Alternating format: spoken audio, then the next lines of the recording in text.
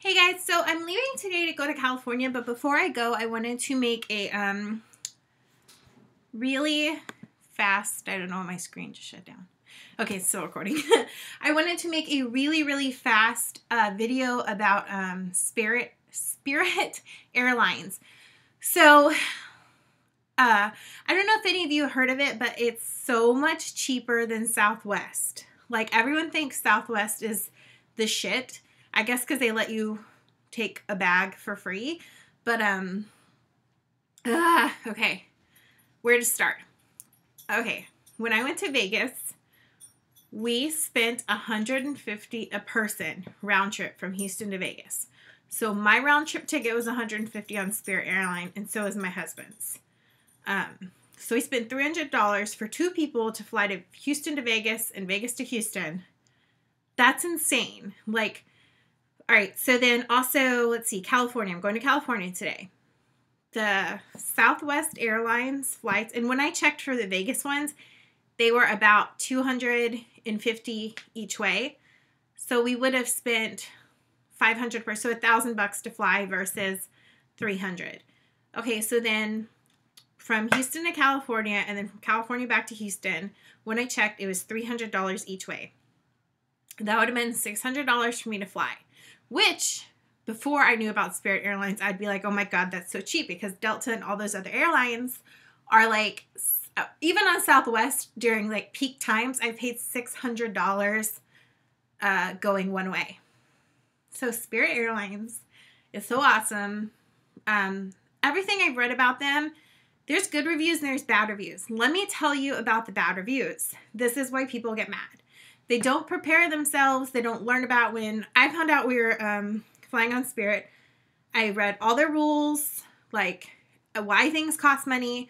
The reason they can fly you for so cheap is there's no frills. There's a soda cart, but you have to pay for the soda. It's not free like on Southwest. There's a snack cart, but you have to pay. The check bags, you pay for that like any airline now, which actually, when I've flown other airlines, and except for Southwest, they don't charge you to check like the first bag, or I don't know if they do a second bag anymore, but okay, so when I flew, let me see.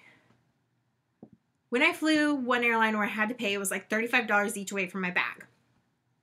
If you go online before your trip and prepay for your bag, it is $30. When we went to Vegas, when we booked our flight, I also went ahead and paid the $60 for one bag round trip. My husband and I shared, and and that was it. Now, if you show up at the airport and you have not paid for that bag, it's like $100 for your bag. Yeah, that's crazy, but I mean, that's just the way it is. If you educate yourself about it before you fly it, you shouldn't have an issue. Another thing, they don't let you take on a carry-on. I don't really know the reason for this. I'm guessing by not getting to it that free, it saves fuel costs. I don't know. I don't work for the airline. I have no idea why. But they let you take one personal item, which can be a purse, a backpack. The backpack measurements, I want to say, are like 17 inches tall and 14 inches wide. Basically, any bag you can fit under the seat is okay to take for free. But if you want to take a bag for under the seat and up in the things above the seat, that costs money. So let me show you what I do. I'm going to California. Today is Monday. I'll be gone Monday, Tuesday, Wednesday, Thursday. I fly back late Thursday night. So 4 days.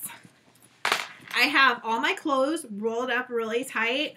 Underwear, bras, extra pair of shoes, makeup, flat iron, hairbrushes, all of it I fit in this backpack, which will fit under the seat, which meets their regulations. So what I do is, I think like the key to this is getting a backpack with lots of pockets. Like one of these holds all my chargers. This is all my makeup and makeup brushes in here. This is like toiletries. And then it has two main compartments.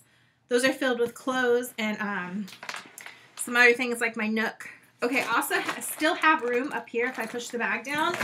I'm taking a crossbody purse, and I'm going to wear it on the outside. If they say something, I can fit it in my bag. But I noticed some people wearing crossbody bags with their backpacks, and they didn't really say anything because I guess they figure it can all fit under the seat. I'm not guaranteeing they allow that because the rules say they don't, but I have not seen people have issues with that. I've also not seen, like, when people buy something in the gift stores and they get, like, oh, this is like a random bag, but they get, like, a bag like this. I haven't seen them ever say anything to anyone. What is that? That was my glue gun. I haven't seen them ever say anything to anyone for that. Okay, so trying to think what I haven't covered. Pretty much $180.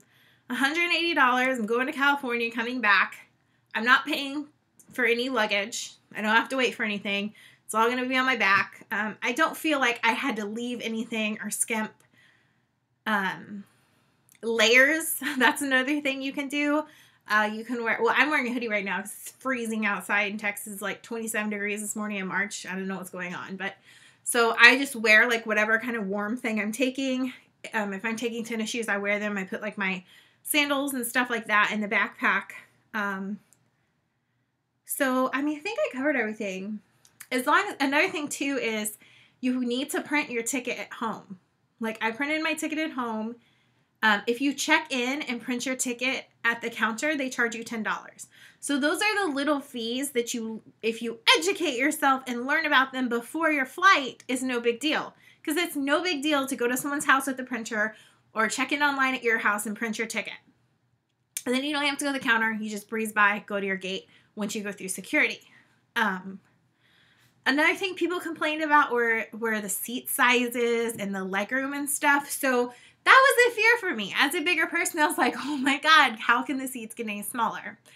The seats were not different. What I think those people were so irritated because they didn't educate themselves about Spirit Airlines before they got on the plane. They just assumed it was like every airline. I mean, like, come on. You have to think something's going to be different when instead of paying $600 round trip, you're paying like $180. I mean, you have to use your brain, people. So,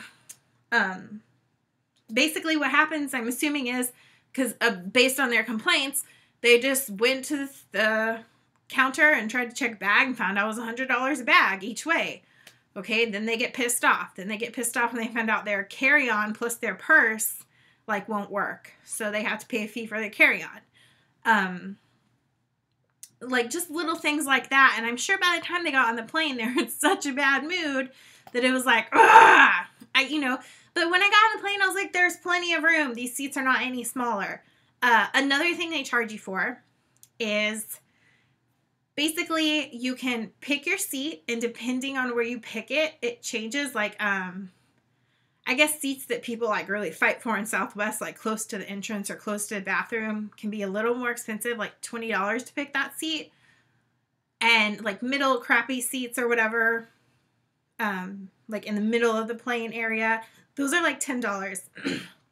So basically, if you want to guarantee that you're sitting with somebody, I assume you have to pay for that. Personally, I don't care if I sit with my husband on a plane. Like, I'd like to, but I'm also cheap, so I wouldn't pay the extra money. For me, because I have fibromyalgia and I get flares during flights I don't know if it's the bariatric pressure. I don't know what goes on with my body, but I get flares. So usually I'm in bulkhead seating because I get leg spasms and I need the room for my legs.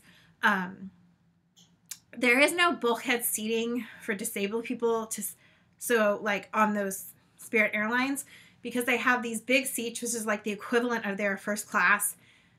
These like 3 rows of big seats, and then the row 4 behind those seats is considered their bulkhead seating, reserved for people with problems like me or any other disabilities. So there's not any extra room in that row. I think it's more for the convenience of getting on and getting off without having to stand long. I mean, I don't know. It works for me because I like to be close to a bathroom. And I like to be near the exit because people start getting really rude and really pushy, and then you're standing there. I start to think, what is wrong with people? We all have to get off the damn plane. Like, can't you let the people in the rows in front of you go? Like, honestly, is it that serious? I understand if you have like if somebody has to get on the next plane, I'm fine with that. I'm cool with that. But just tell me like, hey, I got to get to my next plane before it takes off, and then I'm cool. But people just like are in a rush to go wait at the luggage thing. Like then they're just like, I see people like push me and they're so rude, and then I go down to get my luggage and they're just standing there. I'm like, yeah, it was really important to get out here before me. Okay, that rant's over.